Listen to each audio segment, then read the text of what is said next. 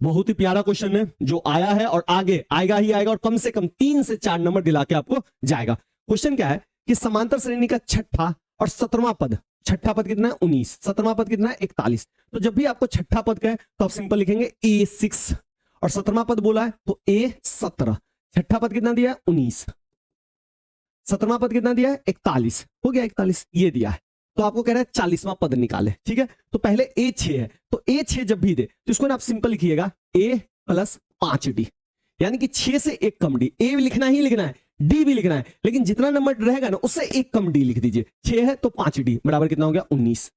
इसको मान लीजिए समीकरण 1। इसी तरह यहां भी A17 है तो A लिखना ही लिखना है, 17 से एक कम D लिखना है, तो 17 से एक कम D कितना हो गया 16D। बात समझ में आ गई आपको? चलिए अब इन दोनों को सॉल्व कर लीजिए। क्वेश्चन क्या बन गया? फर्स्ट समीकरण बन गया A + 5D बराबर 19 और A + 16D बराबर 41। इन दोनों को घटाइए, माइनस माइनस माइनस, ठीक है, ये दोनों कट जाएगा।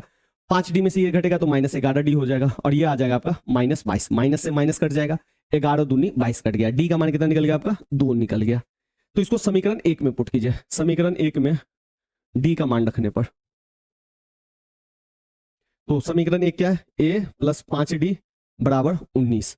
A का मान A रहने दीजिए 5, और D का मान आपको 2 मिल चुका है।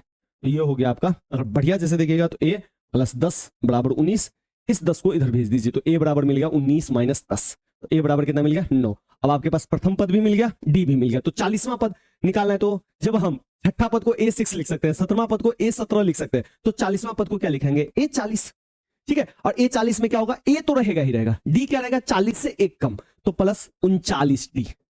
A का मान कितना है 9 + 39 इंटू गुना D का मान कितना है 2, तो ये हो गया आपका 9 78 78 9 87। तो A 40वां पद कितना निकल गया 87। बहुत इंपॉर्टेंट क्वेश्चन है, देख लीजिएगा, इस तरह का एक क्वेश्चन आएगा ही आएगा।